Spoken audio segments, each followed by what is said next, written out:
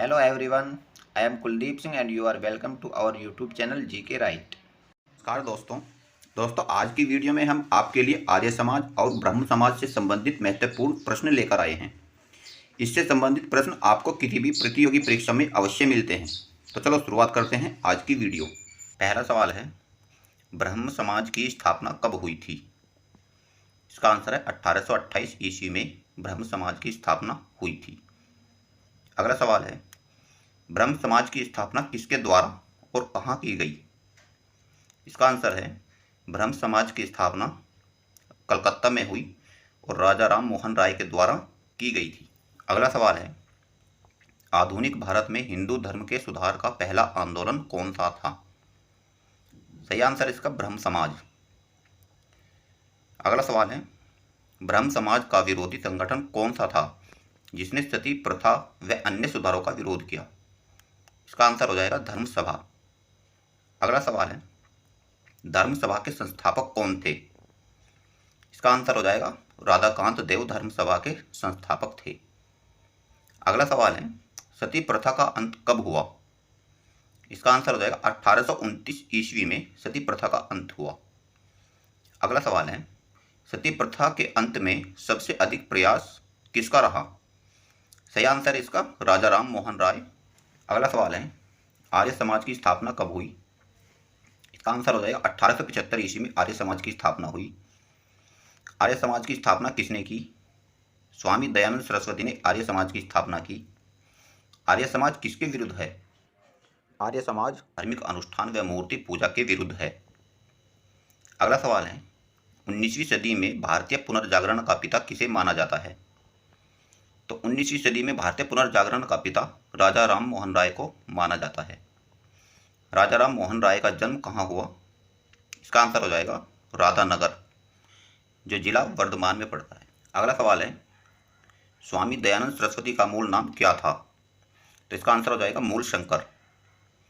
राजा राम मोहन राय के इंग्लैंड जाने के बाद ब्रह्म समाज की बागडोर किसने संभाली थी?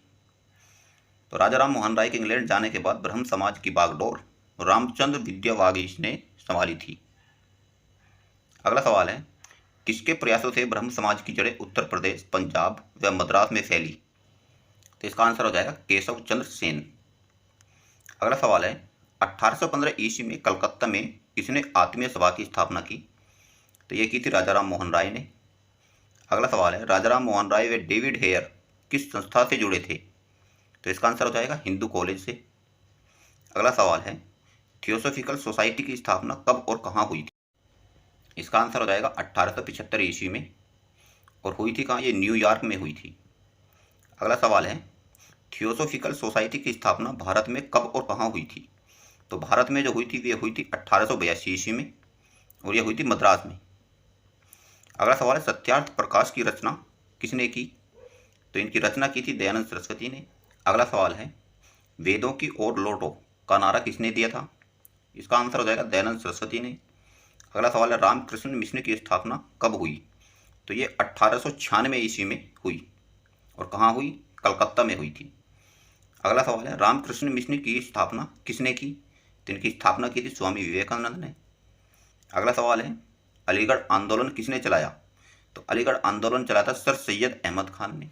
अगला सवाल है, अलीगढ़ मुस्लिम विश्वविद्यालय की नींव किसने डाली थी? तो इसका आंसर हो जाएगा सर सैयद अहमद खान ने। अगला सवाल है, युवा बंगाल आंदोलन के नेता कौन थे? इसका आंसर हो जाएगा हेनरी विलियम डेरोजियो। अगला सवाल है, सत्यशोधक समाज की स्थापना किसने की थी? तो इसका आंसर हो जाएगा ज्योतिबा फूले। अगला सवाल है, किस धर्म सुधारक की मृत्यु भारत से बाहर हुई? तो भारत से बाहर जो मृत्यु हुई थी वो हुई थी राजा राम मोहन राय की। अगला सवाल है, बहावी आंदोलन का मुख्य केंद्र कहाँ था? तो बहावी आंदोलन का मुख्य केंद्र पटना था। अगला सवाल है, भारत में दास प्रथा को कब अवैध घोषित किया गया? तो अवैध घोषित किया गया था 1843 ईस्वी में। अगला सवाल है, भारत में अंग्रेजी शिक्षक की व्यवस्था किसके द्वारा की गई थी? तो इसका आंसर हो जाएगा विलियम बेंटिंग के द्वारा। अगला सवाल है, वेदों में संपूर्ण सच्चाई निहित है, यह कथन किसका है? तो यह कथन स्वामी दयानंद सरस्वती जी का है। अगला सवाल है, महाराष्ट्र का सुकरात किसे कहा जाता है? तो महाराष्ट्र का सुकरात महादेव गोविंद रानाडे को कहा जाता है। अगला सवाल है, विवेकानंद किस स्थान पर विश्व धर्म सम्मेलन में प्रसिद्ध हुए? तो इसका आंसर हो जाएगा शिकागो। अगला सवाल है, संवाद कौमुदी पत्र के संपादक कौन थे? तो इसके संपादक थे राजाराम मोहन राय। अगला सवाल है, तत्वरंजनी सभा, तत्वबोधिनी सभा व तत्वबोधिनी पत्रिका किससे संबंधित है? तो ये संबंधित है देवेंद्र नाथ टैगोर से। अगला सवाल है, प्रार्थना समाज की स्थापना किसकी प्रेरणा के फलस्वरूप हुई? इसका आंसर हो जाएगा केशव चंद्र सेन। अगला सवाल है, वामा बोधिनी पत्रिका महिलाओं के लिए किसने निकाली थी? तो ये भी केशव चंद्र सेन ने निकाली थी। अगला सवाल है, शारदा मणि कौन थी? शारदा मणि रामकृष्ण परमहंस की पत्नी थी। अगला सवाल है, कूका आंदोलन किसने चलाया था? तो ये चलाया था गुरु राम सिंह ने। अगला सवाल है, 1956 ईस्वी में कौन सा धार्मिक कानून पारित हुआ था? इसका आंसर हो जाएगा धार्मिक अयोग्यता कानून। अगला सवाल है, महाराष्ट्र के किस सुधारक को लोकहितवादी कहा जाता है?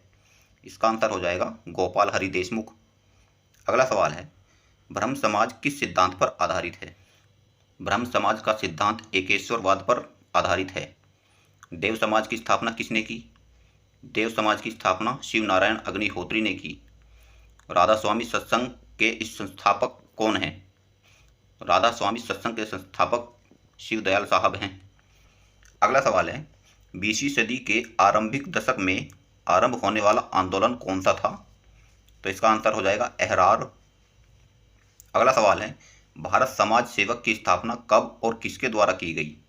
तो इसकी स्थापना 1905 ईस्वी में हुई और किसके द्वारा की गई? ये की गई थी गोपाल कृष्ण गोखले के द्वारा। अगला सवाल है, सिख गुरु द्वारा अधिनियम कब पारित हुआ? तो सिख गुरु द्वारा अधिनियम पारित 1925 ईस्वी में हुआ। अगला सवाल है, रामकृष्ण परमहंस का मूल नाम क्या था? तो इनका मूल नाम था गदाधर चट्टोपाध्याय। अगला सवाल है, डॉक्टर एनी बेसेंट भारतीय राष्ट्रीय कांग्रेस की अध्यक्ष कब बनी? इसका आंसर हो जाएगा डॉक्टर एनी बेसेंट भारतीय राष्ट्रीय कांग्रेस की अध्यक्ष 1917 ईस्वी में बनी। अगला सवाल है, शिकागो विश्व धर्म सम्मेलन में स्वामी विवेकानंद ने कब भाग लिया था? तो इन्होंने भाग लिया था 1893 ईस्वी में। अगला सवाल है, प्रीसेप्टस ऑफ जीसस की रचना किसने की? तो इसकी रचना की थी राजाराम मोहन राय ने। अगला सवाल है, राजाराम मोहन राय की फारसी पुस्तक कौन सी थी जिसका प्रकाशन 1809 ईस्वी में हुआ था? तो इसका आंसर हो जाएगा तुहुफ़तुहु उल मुहाहिदीन। अगला सवाल है, वेदांत कॉलेज की स्थापना किसने की थी?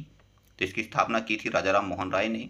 अगला सवाल है, राजाराम मोहन राय को किसने युगदूत कहा? तो इसका आंसर हो जाएगा सुभाष चंद्र बोस ने राजाराम मोहन राय को